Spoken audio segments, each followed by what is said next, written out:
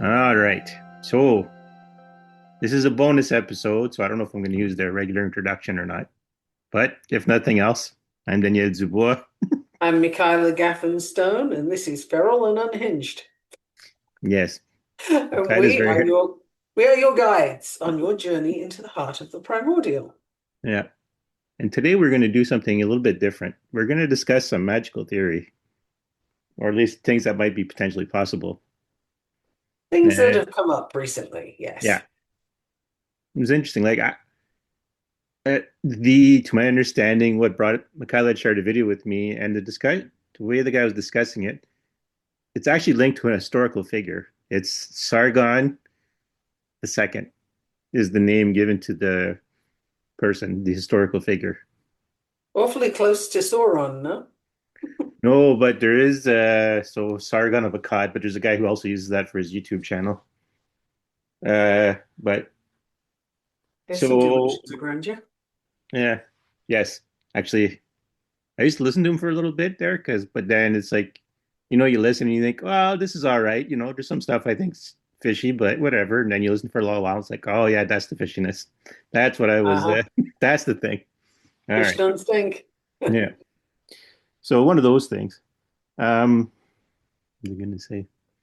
So the idea was that this is a person who keeps reincarnating and keeps following the same goal over and Right. over again in reincarnation.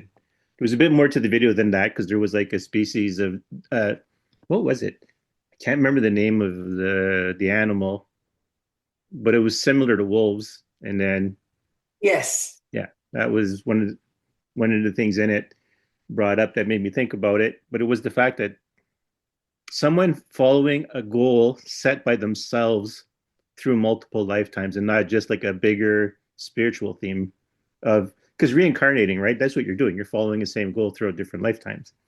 So, I gotta say, yeah, excuse me, if you're following the same goal throughout lifetimes, you're not very good at execution, are you? no, Because, and if the goal doesn't alter, then you're not learning anything.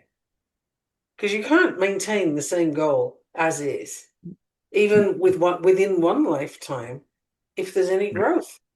It's got to right, change. It has to evolve. So there's no evolution for this character. right.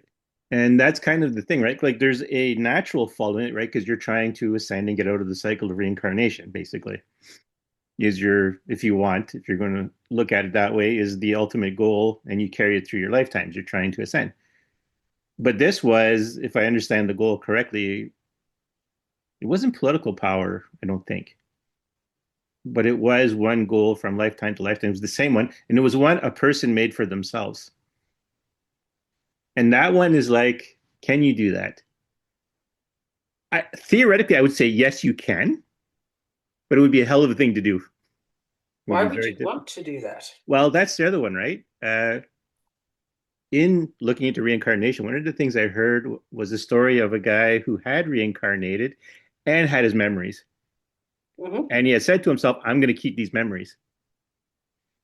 But by the time he got to be 6 years old, he's like, this is way too hard. He says, I can't keep two lives. And he just basically Hmm. gave up the memories and eventually, I mean, the person, as I understand it, the person themselves has no idea. They just remember saying that, but they don't really remember it from the perspective of being two souls or two lifetimes in one body.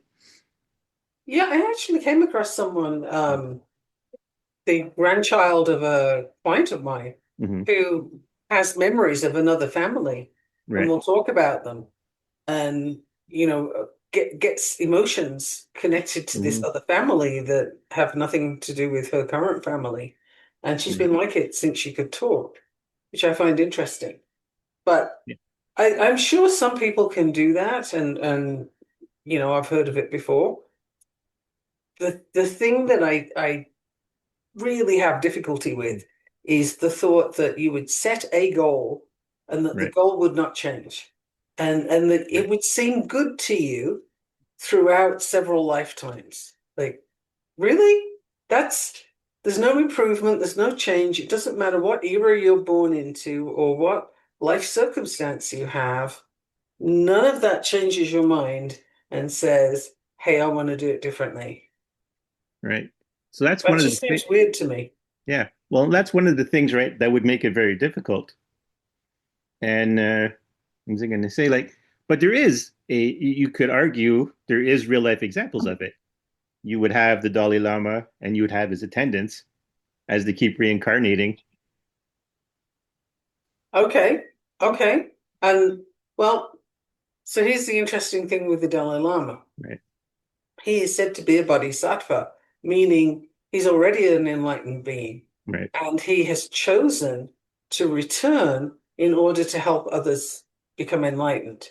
So that's not avoiding right, attaining enlightenment, nor is it seeking power. It's like I will give up my next step for now at least in right. order to help other people get this far.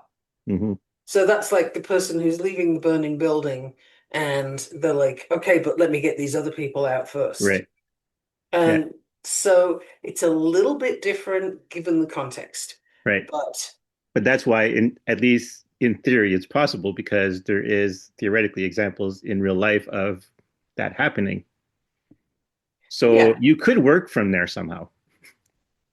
If it was like, I'm not saying go out and do it because I don't know why you'd want to do it. Like I said, it seems like more pain in the ass than it is than its value, unless you have something a really important goal.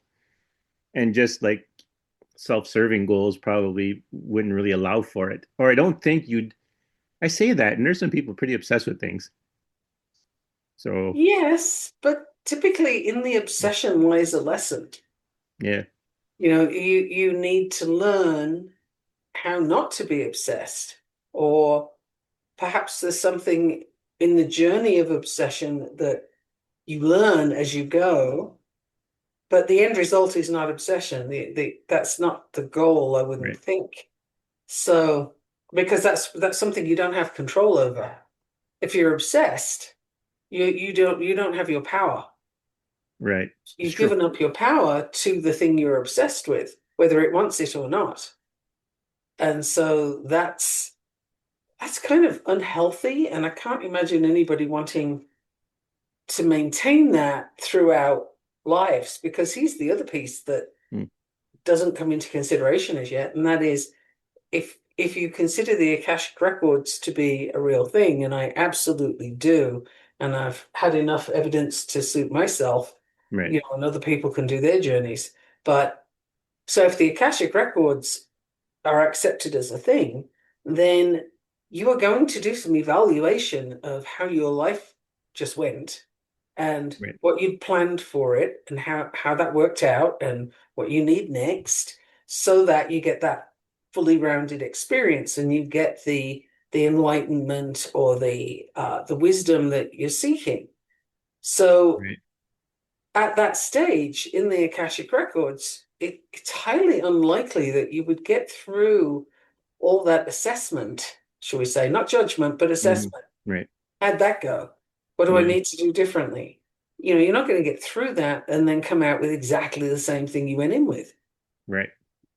I, I suppose all things are possible, but it just seems like a very unlikely scenario, and I just can't quite figure how one or why one would want to do it, let alone how hard that would be to maintain. Right? Well, Like that you go for your evaluation and you're like, yeah, no, no, no, I know it was crap, but I'm going to do it again. Or, yeah, it didn't work, but I'm going to do it again. I mean, that's the definition of insanity. right. And but that's kind of gets to the point of there is mechanisms in place, but they already have a purpose. So the idea would be someone trying to work that mechanism to their will, I guess. But how would that be to their advantage? Yeah, well, that's the thing, right? I I'm not here to say whether or not you should do it. What I'm here to say is that there is mechanisms possible that exist, and I don't know why you'd want to do like I am a very much a go with the flow person. Like quite Uh-huh. literally the flow of, what's happening. Not necessarily everything everyone wants to do, but the flow, right? The literal energetic flow of what's going on. Because that'll bring you where you need to be, or at least it'll help you navigate better. But I'm trying to also look at it from a perspective of someone who completely wants to conquer everything, or at least has that very strong conquering spirit. Could they theoretically use magic to keep coming back? Now, I've read lots of sources where, like, I don't know how far I trust an Economicon as a source, but there are apparently spells in there. At least it's discussed in there, the idea of keeping your spirit around so that you can guide the things happening in the mortal world, in the material world. Again, not something I would do, but there is all kinds of things discussed in magic, is all I'm getting at about that Yeah, concept. yeah. Yeah, and the questions I'm asking are Yes. literally questions, like I'm literally curious No, about, well, but how would that work? And I mm, can see that you might want to do an experiment and mm, see what you can bring forward for the next lifetime and if you can remember this one. I mean, there's certain ways like remembering the lessons of this lifetime, next lifetime would theoretically help you not repeat the mistakes. right. But lifetime to lifetime, that's, I don't know. I think that's a pretty tall order. Maybe it's possible, but whew, Right. Well, one of the reasons for this episode is that to give people an idea of the world is bigger than you think it is. Like, because people can sit here and look for magic and go, oh, okay. A lot of things we discuss in magic are very one lifetime centric, and they're very cultivated. sorry, I just threw Danielle off by Yeah. silently laughing because I pulled a card as you were Hmm. speaking, and it's very funny. Well, it's funny in context. Yes. Cosmic ancestor, seed the light by staying grounded. That's Right. what I got. It just amused me Yeah. given the context of what we're saying. Yeah. Please continue. I didn't mean to No, no. derail. It was just that was funny. No, it's good because I'm also I'm noticing myself starting to use weasel words. So, or I have been using weasel words in this episode. I'm very cognizant of it. So, Uh-huh. the idea is that magic is capable of a lot. And I don't want people limiting themselves to everything they've been cultivated to accept as either Right. moral, not moral, good, possible, not possible. Even though I'm not expecting anyone to go out after this episode and try to plan a whole multiple different reincarnations about around a single goal, because odds are you're following already a goal you established for yourself a long time ago. Well, the other thing Yeah. is we have soul contracts. Yes. And so that can be something that you have vowed to do Right. or you have vowed to continue. And that I can see that happening. In fact, I've seen that happen, that Right. people have those things. And the issue is it's a problem in the next life because it Mhm. doesn't fit with that life. And Right. sometimes Yes. you'll have soul contracts between people who, souls who are like, okay, we're going to be together forever in every Mm. lifetime, etc., etc. And you can enjoy unpicking that one when it doesn't play out because Right. perhaps the next life cycle you are siblings or Mm. parent and child Yeah. or there's any number of things that can go wrong with that connection. And what you have said basically to the universe that doesn't really split hairs, right? You've said we're going to be together in every Mm. lifetime and we're going to be this close. Right. Well, that may or may not be a good thing, right? And your odds of it not being a good thing are pretty high, given all the possibilities, given all the permutations of how that can Yes. go. So unless you're really confident that you can be that specific on how you're going to set up that soul contract, and that the other one, that the Mm, partner soul, if you will, is as hooked on it as you are, right? right. Like, are they all in as well? Because it can happen that the one soul says, yep, and the other one's like, no, not really. And then where are you? You're hooked to that person in the next lifetime, but they really don't reciprocate. Then you get all kinds of problems with that. So people who work with Akashic Records are often having to help people release Right. contracts and ties that they brought with them, and they don't work. Doesn't work this time. Right. Yeah, that's kind of the thing. And it's interesting. Like, because I'm thinking about doing this episode and I'm thinking like, okay, well, I've seen tons of fictional examples of how people do it across, you know, different lifetimes and possible ways of doing it. And then, yes, you have the example of the Dalai Lama, and you have, I don't remember the word you used, but of people coming back after they've done their cycle. But so this is kind of like a thought experiment for people as well. Because, like, one way that recently is I found in fiction that people are coming up with is that there's a, I don't know how I'm going to weird this, a guaranteer, a spiritual guaranteer of the connection between lifetimes. In other Hmm. words, keeping the connections in the awareness for the person reincarnating and then just reminding them. That would be an interesting role and one hell of a role to take on. Not Yes, sure I'd want to do that. The word I used was bodhisattva. yes, Bodhisattva. Now, Yes. the two examples I can that are fresh in my mind.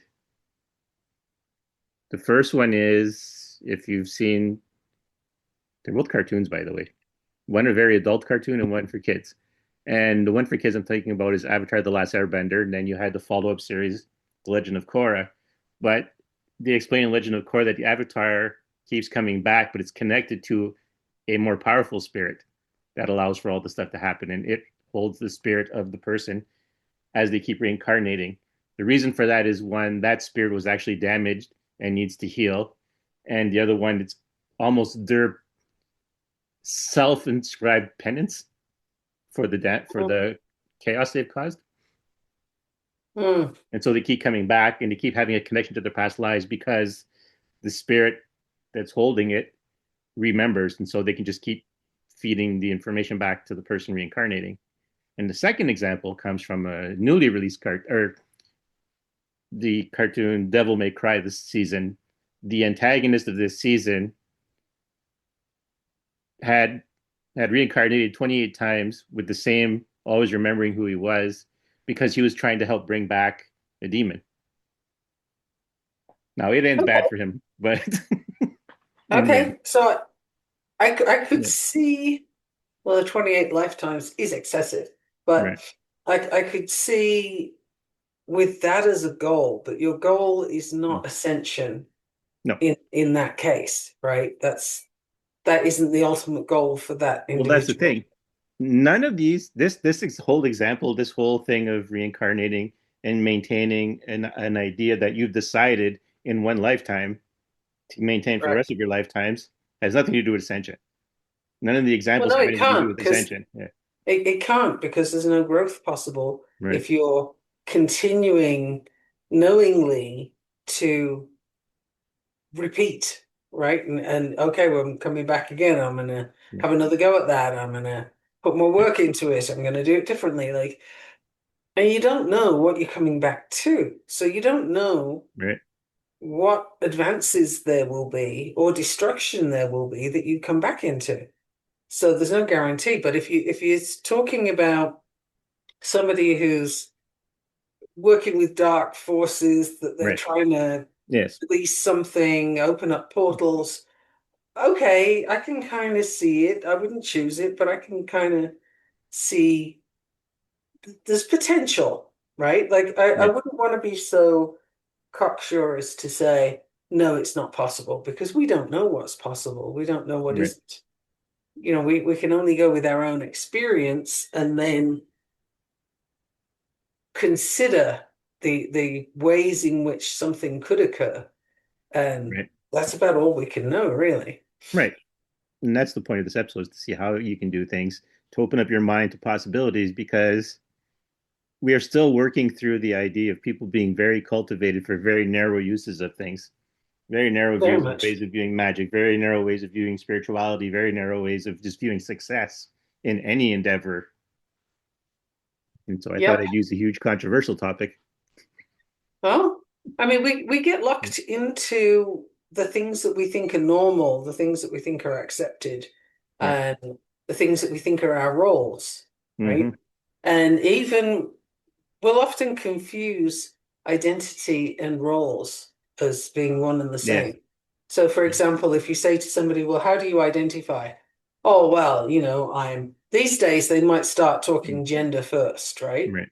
Okay, and then, oh well, I'm a mother, I'm a nurse, I'm a sister, I'm a daughter, I'm um chairwoman of the PTA, I'm like, I don't know, professor at the local college, whatever, but a whole list of things. Every single one of those things is a society-based role. Right. It does not identify that person at all. There's nothing to do with your identity in there. These are all labels that somebody slapped on Yes. your forehead and said, wear that. And here you go. And that's you. But it's not. So who are you underneath that? And I think if people explore that a bit more, and maybe explore that through magic as well, like Mm-hmm. what's working for you, what doesn't, what resonates, what calls you.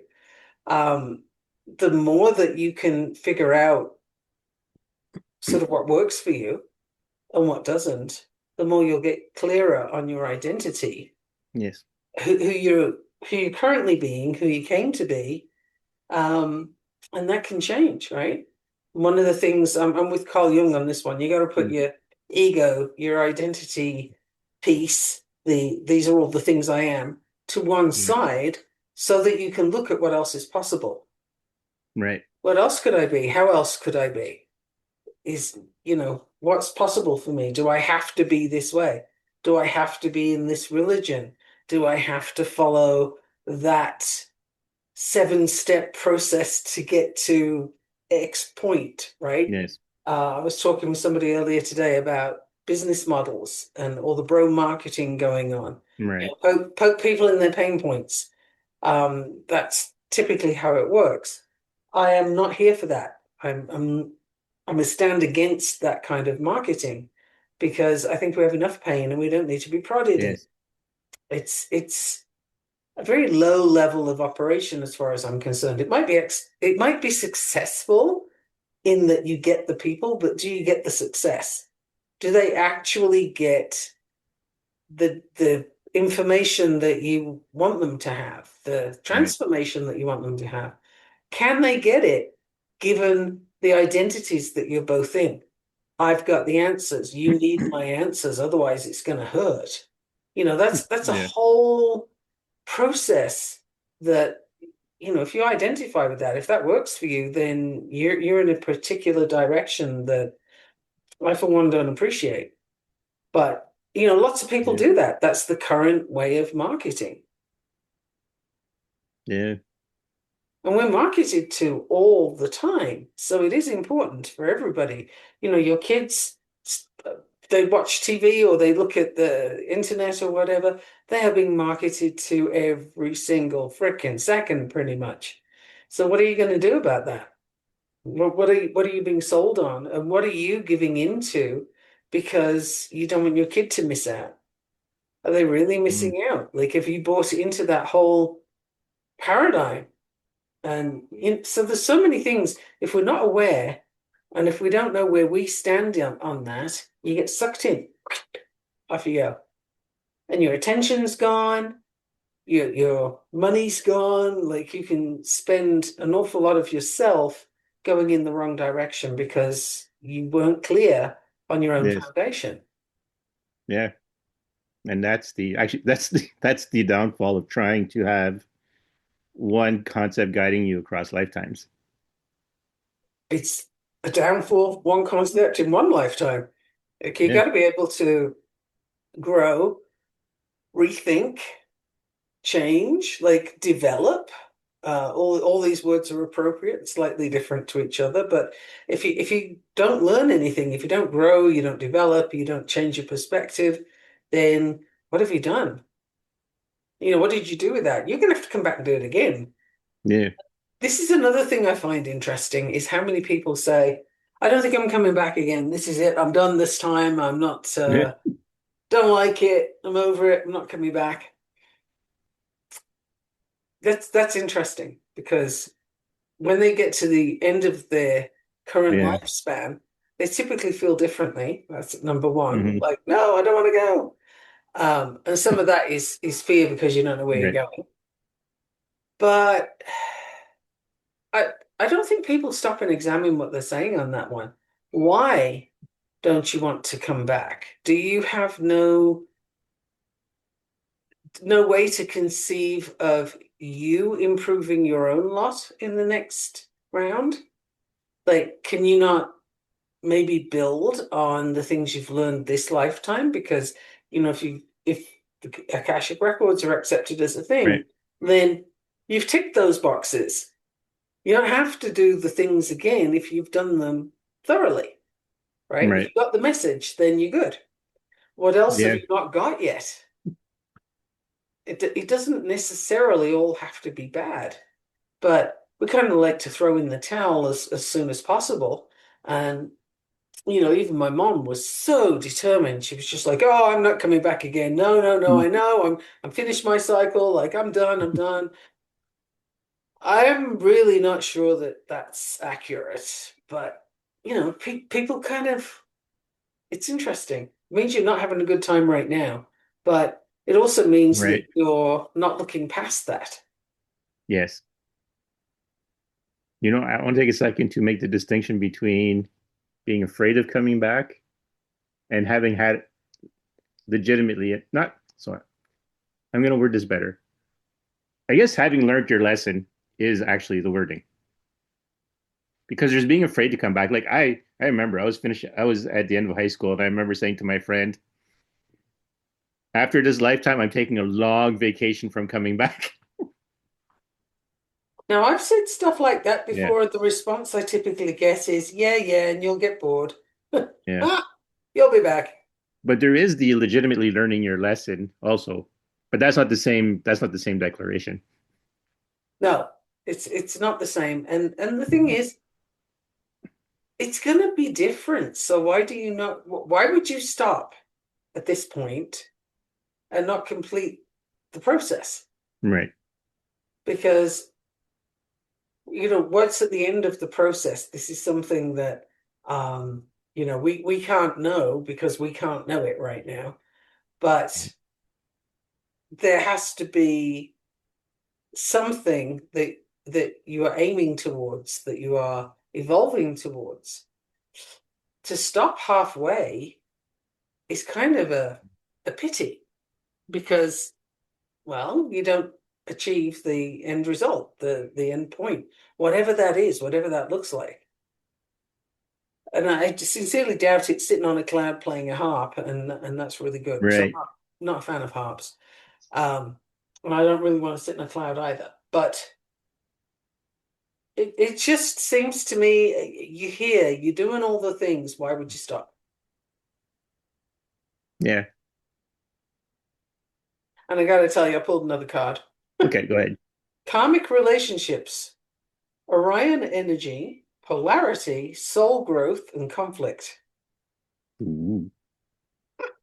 Now you wish you had your pen and paper, don't you? Mm, yeah. I'm having fun with these. These are some good cards I'm pulling today. Yeah. Well, it's an even funnier episode because the spirit world is having me straddle a line. Okay. So they gave me something to give me an understanding of what they wanted, but they don't want that shared, but they want the understanding shared or the benefit of the understanding. Okay, that's going to be hard to articulate, I would think. Yes. Basically, it's the why should you keep reincarnating? And then they kind of gave me a reason, and I was like, oh, fuck, that's a good one. And then it was like, but you're not sharing it. And I'm like, oh, well, that. That's also not good. But when I think about the reason they gave me, I'm like, I don't know how many people are ready for that reason. I am because I was looking for a reason, but and I was ready for what they were saying. Well, I mean, if you said it and people weren't ready for it, they wouldn't hear it, would they? Right. But what it does is the goal of it is that it sets up like a lot of us still have, and I did for a long time too, until even recently, had this magical thinking, still a religious connection to everything spiritual and magical. And even there were things I didn't even realize I still had. And then when they mentioned that thing, I'm like, oh crap, I do. Like, wow, am I ever connecting this still kind of in a spiritual way and not, or sorry, in a religious way and not, in a spiritual way. And so, like, you could decide that you wanted to do something over multiple lifetimes. No, that's not it. That is not it at all. That is like deviating right off. That took right off on a Okay. tangent. Okay. Yeah. I just got a micromanaging the universe card though. Yeah. Yeah. So that's maybe I don't do that, but yeah.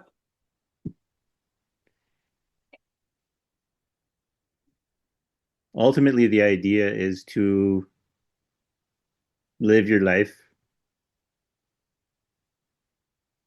Even that's, I'm trying to put it as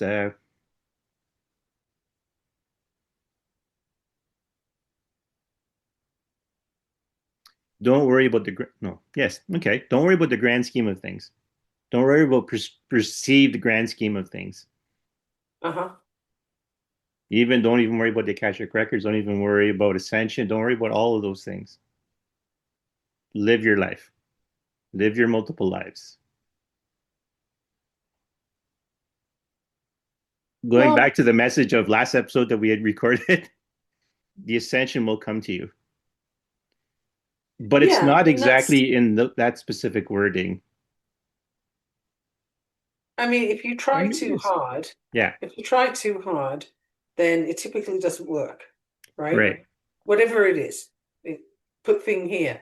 If you're really pushing it, it either doesn't work or it works but not for very long because Yes, the energy isn't properly connected. And right. so it cannot function. You're not giving it the right fuel. So you're trying to give it force instead of flow. Yes, And it doesn't work that way. Like nothing in our lives does really. You know, you hear people say, well, you got to try harder and pull yourself up by your bootstraps and so on. But that works for very few people. And by and large, it doesn't work well or for long, right. right? They will get to the point that they were pulling themselves up by their bootstraps to reach, and then they can't maintain it because they don't have the capacity for it. They didn't get there with flow, with authenticity. I Right. know it's a word I don't particularly like the way it's being used these days, but it fits here. Like you're forcing something, it's the square peg in the round hole thing. I'm going to just keep hammering that damn thing until it goes through the shape. And you can get there, Right. but I mean, there's a lot of damage on the way. Yeah. So I just reminded me of I don't know if you've seen that video of the guy. He takes the little shape toys for kids there. You got the crescent moon shape, you got the rectangle, you got the square, and all Mhm. that kind of stuff. And then he just basically puts everything through the square. Okay. Because if you turn the crescent on one shape, then it fits into the square more. Take the rectangle shape, turn it into what it fits in there. The circle fits in the. Clever, very clever. It's actually why you don't have square manholes, you have round manholes, but because you can just kind of the square can flip and go through. So yeah. Ah, Anyway, so the circle will then fit through. But yeah, so the toys are basically cut from the same size, and so they all fit through the square hole. The star one doesn't, but the triangle interesting. fits through. Are they all? I don't know if the triangle fits through, but the ones you put all went through. It was like okay, I'm sure you could manipulate it so it did, yeah. but that, I'll have to try But it. that was an aside. The idea, though, okay, Ah, so The core of it is imagine you're just living a life. Okay. You Hmm. plan something, it doesn't work. You have to move on from that and move on to something else. And that ties into even if you have soul contracts. If you decided to go, we're going to do this in this lifetime and it doesn't work out, then you have to drop it. Well, that can take work though, which is Yes. why you have to be cautious about setting up those soul contracts because Right. it's the draw is there, the connection Hmm. is there, and so you have to kind of release it consciously. You have to know to do that. They don't tend to go away of their own accord. Right. If they did, they wouldn't be a contract. So you have to do something to break the Right. contract. And that's an understanding you have to cultivate in yourself. Hmm. Yep. Even if it disagrees with everything else in the universe, you have to have your own knowing of whether it's working for you or not. And that does work for over across multiple lifetimes. Yes, and those contracts can sometimes be to, funnily enough, it can be to repeat something. Hmm. In that you see those memes of the mother passing to the daughter the big rock, who turns and passes it to her daughter, and at Right. one point they stop passing the rock. It's called trauma, right? Hmm. And that can actually be a soul contract of Right. sorts that you have this multi-generational trauma that's literally being passed down the Hmm. line like it's some kind of gift. And until you figure it out and you either break the cycle or disconnect that contract or both, it's on repeat. And it's Right. not necessarily you in every lifetime, but it's your lineage, Yes. which is another way to look at it. So if Mm. that's what you want to pass on, then okay, you don't have to do too much. But if you don't want others to experience what you've experienced, then there's your work. And when people say things like, "Well, I had to have that happen, so you can too," that person has a lot of evolving to do Right. because that's a pretty low level of perspective Yeah. and evolution, in my opinion, because you're not taking the lesson from that thing. You just want to repeat it so that somebody else feels it the way you felt it. And Mm. that's not there's no good thing there. There's no learning there. So I'm coming to the realization that this episode is to get people to really consider reincarnation in multiple lifetimes. Well, I would certainly, if you have a religion, my favorite Mm. topic, as we all know, if you have a religion that you're really attached to, right? Yeah, this soul contract. But Mm. anyway, you have this attachment to Hmm. your religion. What does your religion tell you about the afterlife, the next life, the whatever? Right. What does it tell you? And start asking questions, right? I appreciate that you may be called a heretic for this, but start asking questions. Like, Yes. are you satisfied with what you've been told? Does it seem good to you? Does it seem like, yeah, I can live my entire life thinking that this is what's next? What else could be possible other than the version you've been given? What can you learn about other people's versions of what Right. happens? Where are the commonalities and where are their differences? Mm. Why? You know, who's happiest with what they're working with? Because some religions will tell you, don't worry about suffering now. The meek shall inherit the earth. What the hell? Anyway, Mm. like don't worry about suffering now. It's going to be so much better when you're dead. Okay, cool. Love it. That I mean, they Yeah. don't word it that way, but that is what they're saying, right? No, but I Oh, do like the that wording though. afterlife is, you'll be in heaven and da da Yeah. da. Well, I don't know, man. I know I'm here now, so not sure about the let's live miserable now so we can be happy later. Yeah. I mean, does that sound good? Does that sound is there anything in your life experience that you can measure that by and find it to be true? Going back to the Buddha, right? And there isn't. No. So you might want to consider other questions for that religion. Like, what else are they telling you that you might want to rethink? Well, And I'll use this. So relationships, right? If everyone taught you you have to live in miserable relationships till you finally get a good relationship, are you really going to be prepared for a good relationship? Well, not only are you not, but people do say that. I mean, if you're Yeah. married, there are various, again, it's usually religions that will say, oh, but you have to stay married. Mm, It's, what God, those who God has put together, let no man tear asunder, something like hmm. that. Yeah. Okay. So, in other words, it's a contract that you can't get out of. But what if it's abusive? What if Yeah. I literally talked to somebody on my podcast recently who was in a situation where it was abusive, and they're saying, oh, well, never mind, Yeah. deal with it, kind of thing. Why? For whose benefit? Honestly, even the abuser isn't benefiting from being that way. If No. you bring a if you bring a Buddhist perspective into Mm. that, you actually owe it to the person who's being abusive to stop them because they are building bad Right. karma. Yeah.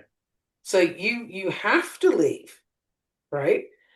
From that perspective. So again, Yeah. it's but these are all just versions. These are Right. all just I like that truth, so I'll take it and keep it. Thanks. Which is how the Buddha said to do it. If you Right. but like it and find it to be good, take it and use it. If you don't. Because that's about as much reliance as you can place on a truth. Is it one that you like? Go for it. And if it Yeah. isn't, don't. Doesn't make it any less or more true. It just means it fits with your world vision. Yep. It's when people try and force you into accepting something that you just think is crock of shit. That's problematic. Then they're doing the Yeah. whole I'm going to force you to say that you think the same way I do. Nobody Yeah. expects a Spanish Inquisition. It's, No. Yeah. it's that whole, yeah, and we're going to force you to convert to our religion kind of thing. Does Right. that actually work? No. So why do people do that? And Yeah. it's such an interesting thing. And if you can't question the religion you're in, which is pretty much any of them, right? If you can't question it, then again, think who benefits from having something that they can tell you but you can't question? Right. Is that open? Is that, I don't know, caring, available? It's none of those things, right? It's just, I'm going to tell you this thing. I'm going to tell you that I got it from a divine source, and you Mm. better believe me or else. Well, really? Yeah. Wow. But you can even bring that just down to appeal to authority Uh-huh. in any kind of form. And Yeah. then, sometimes the authority is a dick. Mm. Sometimes the authority tells you to do things that are stupid, like you go and attack Iran or something. And then the entire world has ridiculous gas prices and it's only going to get Yep. worse. But my that just kind of came up. But my point is sometimes authority will tell you stuff and you don't know how that authority got its authority. In what Mm. way does it maintain it? And in what way could it possibly benefit you? Yeah. Well, it's one of the reasons why it's a logical fallacy because authority doesn't mean you know everything in every instance. No, the problem is when you make decrees as though you Mm. do. Yep. And that is typically where authority goes thoroughly awry, is it becomes seduced by the idea that whatever I say, they'll accept. Yep. Here, listen to this, and they start to tell you stuff. Hmm. Like in the last Yeah. episode, you mentioned the Mormon Church, right? Yes. And oh no, you misunderstand me, guys. No, Yeah. we can all have multiple wives. Yeah. Like, never mind asking the women what they think. No, that's fine. You Yeah. have as many as you like. It's all good, And well, who did that benefit? Right. Well, theoretically, the model is when there's multiple wives, there's harems, that whole concept. You're supposed to be able to take care of them. But that means emotionally as well as financially, although people just tend to get by on the financially and sometimes not even that. Hmm. But I mean, there's actual, like, also, like you were saying last episode, there's what's presented, and then there's, I lost it there somewhere. My brain just kind of went, bleh. But anyway, the idea is that there's rules that we're thinking, oh, yes, because we were talking about what the social pressure is versus what the actual systemic rules are. And you're supposed to, when you have a harem, you're supposed to be able to take care of them. You're all the women emotionally as well. The women are not supposed to lack. I don't know how you do that with a whole harem of women emotionally, but Frankly, an awful lot of guys have a problem with one woman doing that. right. So, trying to do it for several, but Well, never mind, 50 or more even.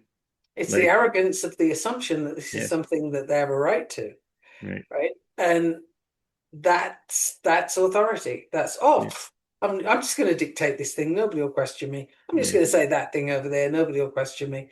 Hmm. And by and large, they don't because the people you place in authority but under you, well, they like their position. That's a pretty cushy Yeah, position. So they are absolutely going to uphold what you say because it keeps the status quo going. yeah, So again, any religion you're in, if you identify with it, start asking questions. right. I'm not saying you got to decide one way or the other, but I am saying if you can't question it, you have an inherent problem with Well, that that goes back entire to, yeah, situation. right. That actually goes back to the advice I keep giving on magic in the first place. You should be skeptical, not big S skeptical, as I keep hearing the term used, where you just are skeptical of everything without any kind of attempt to try to figure it out. I mean, not be skeptical, not because I want you to not believe or accept something, but because I want you to make sure you understand it. And one of the ways of understanding it is to look at it as if it wasn't true. So why wouldn't it be true?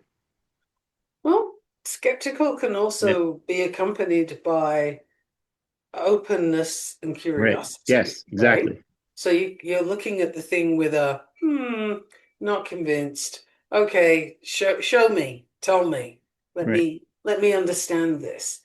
You know, and my mind immediately goes to human design. When I first came across human design, very skeptical. Right. I needed to be persuaded, but how was I persuaded? The person who introduced me to it, if you will, just said, look, get me a chart and let me see if I can figure out Mm. how we work together more smoothly. And she did.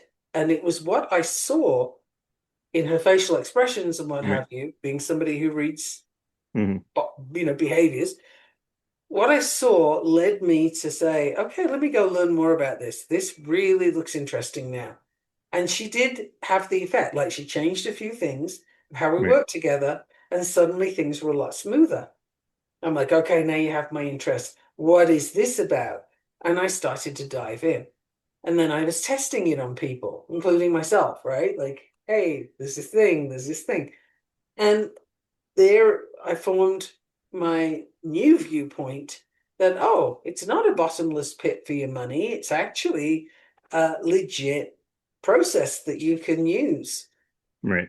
Very interesting. And I'm still diving into it. I'm still learning and probably always will be. There's layers and layers of it. But that was a skepticism where I had gone past, I'd seen human design around and Right. I'd never looked at it because I was deeply skeptical that it Right. was a kind of hokey fad kind of deal. Mm. So, but when it came down to it, when the right person put it in front of me, that was like, okay. So show me, tell me, let me see Right. this thing. Well, But I that's the wouldn't thing. accept somebody's word for it. You No, need a little more substance than no, that. and that's what I'm saying. Like, you should be able to apply skepticism because you want answers. Yeah. Well, And you science don't is want answers just for the skepticism. sake of being difficult, but actually answers for the sake of answers, like that you need of informing Science, yourself. Sorry, answers for the sake of informing yourself. science, when done right, Yeah, is questioning. You're always questioning. yeah, Like you have a hypothesis, you test it out, you get repeatable results. There's your answer, yes or no. But what else is possible is the next question. right. What happens if I change this? And you tweak a variable somewhere and you make Hmm. it look a little different. What happens when we do that? Is it always the same under different circumstances? You have an answer, but the answer is a starting point. And what, again, popular culture misunderstands about science says this, full stop. Right. No growth, no change. And if you do change, if you do say, you know what, after all, no, then there's a whole, oh, science doesn't know anything. And everybody that uses science, they're Right. just, they're making stuff up, etc. That's an extremely simplistic way of looking Yes. at science. Absolutely. Science evolves all the time, and science and magic are actually very closely related, Hmm. intertwined even. So, people, this is another one of those artificial separations Yes. that we live with that we don't have to live with. You don't have to say, well, I'm into science, therefore not magic. I'm into science, therefore magic. That Well, I was works going to say, even have you not better. looked at the history of science? I'm sorry, but there's a lot of magic coming through with that. Well, yeah. And there still is. I mean, Mm. you can't explain every phenomenon that you're aware of. Right. When the wind blows, why? Okay, somebody's going to be able to give you a whole lot of explanations about thermals and yada yada. Hmm. But for your average person, the wind blows because that's what it does, right? Right. Like, it's a thing. And you might be able to explain it a bit, but you don't know all the nuances and you can't see it. You can see what it does, but you can't see it, Right. right? You see So its effect on the, yeah. yeah, you can see what it does, but you can't see it itself. So if you wanted to take skepticism to the nth degree without being open, then you could say, oh well, I can't see it, therefore it doesn't exist. Right. Because if people did that, there'd be no religion. Yeah. Yeah. It's interesting. I think the goal of the, but la, la, la, la, la. Again, there's something a little bit missing. I'm going to say this anyways. Be skeptical about what you're told about what happens in the afterlife, across lives, even in reincarnation. Not for the sake of wanting to be contradictory again, like we say, be skeptical for a reason. Be skeptical because you actually want to know. Because there's things being taught right now that aren't true. And they're Oh, big getting in the time. way of the next level of growth. There always have been, and I think people are doubling Yeah. down on a lot of the stuff that keeps you most Yes. limited. Yes. It's And the that's the doubling down that problem. needs to be fought right now. And in Mhm. this case, reincarnation is a big one.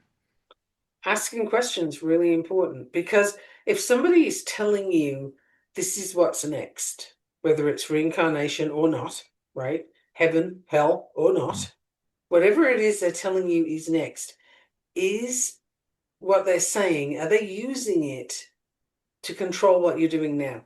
Right.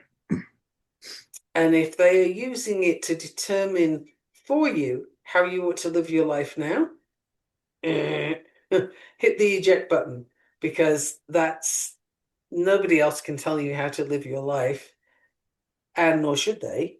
Right. But if they're using what they think comes next to put you in a box, to put you in a particular role, there's your problem. Right. Huh. I'm just kind of went on, not on a sidetrack, very germane to the discussion, but I wonder if that's what we're going to start tackling moving forward. I mean, we've always been tackling the concept of not letting religion and stuff like that get in the way or not letting your beliefs make and people trying to control your beliefs, but Oh, I I've don't been know. doing that forever. Yeah. Because it's, even as a teenager, I could see Mm, what dogma did to people right. and how, people get so stuck in a particular set of beliefs. And when you start asking them questions, and I confess, I do love doing that to people. But when you start It asking is them fun. It is fun. questions, it is fun. And when you start asking them those questions, Mm, they get more and more annoyed and vexed and even irate because hmm. they don't have answers. And when they try and give the answer of, well, you have to have faith, That's like no, no, no. That's a non sequitur. You can't throw that one at me. That's what if I don't have faith? Then what? Right. Tell me what happens next, given that. If I'm not going to allow you to instruct me that I have to have faith that this is true, why? Says who? You Yeah. know, and I really go for it with those questions. Like the Mm. person has to be very, very prepared. Um, and they never are, I gotta say. It's like my one the one I can think of right now anyway. My indulgence is to poke people in their Yes. dogma. Rightly or wrongly, it's something I love to do. Yeah. Isn't that in your intro for witchy things or witchy shit by design? It was gonna be my intro, poking people in their dogma since forever, but then there was another witchy shit podcast out there, so now I added the Mm. witchy shit by design, Right. and the second part didn't really fit with it anymore. Mm. It's a bit of a mouthful. So Mm. so I let And it go. I just do it instead. I don't tag it, I just do it. yeah, I suspect. Well, all right, Hmm. enough half-finished sentences there from the spirit world, or preventing me from, or me trying to get ahead of the message. Yeah, I think we covered everything that needed to be covered. Okay. Now I'm seeing some future tendrils leaking out or reaching out for other stuff. So, but I enjoyed this episode. I enjoyed this little bonus episode here. Yeah, me too. It was fun. Lightened So, up an otherwise less light day. yeah.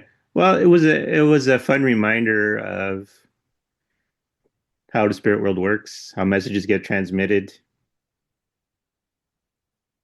So, yeah, I think the big piece for me is I really just want people to question the things they've been taught until you have no more questions. right.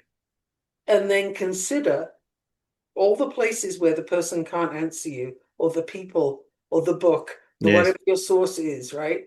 All the places where they do not have an answer for you other than trust, faith, some other nebulous thing. Hmm. Consider then, like, are you okay with that? Does that work for you? And if it does, okay, go for it. Knock yourself out. But please don't expect other people to Right. have that same willingness. Um, that's not fair or accurate. I've had more than one person sort of call me out on the witch Right. title, the witch word, and I'm like, but you have no problem coming and telling me that I ought to believe what you believe, yet you haven't even asked what I'm about. You Right. haven't even asked what I'm doing. You've made a bunch of assumptions, which you Yes. then throw at me and tell me I'm wrong, but I wasn't part of this conversation yet. Isn't that interesting? I'm just Mhm. there, and they're having the entire conversation by themselves. You witchcraft is bad, the devil, blah blah blah blah blah, Yes. ton of hell. And I'm just like listening or less than listening while they're rabbiting on, and then you have to accept Jesus or Hmm. whatever it is they want to tell me I got to do next, right? All of that was about them. That was their lens, that was their Yeah. argument, that was their need to have somebody else validate their stance by agreeing with them. And when I don't, they get really mad. But all I have to do is say, no thanks. Yeah. Ah, isn't it interesting? Because like I didn't do anything. I'm not in Yeah. that conversation. Yeah. It's that whole thing of you hurt your own feelings. Yeah. I mean, people can literally tie Yeah. themselves in knots and get all kinds of upset and offended and all the rest of it. And I haven't said anything yet. I'm just Yeah. sitting there. Isn't that interesting?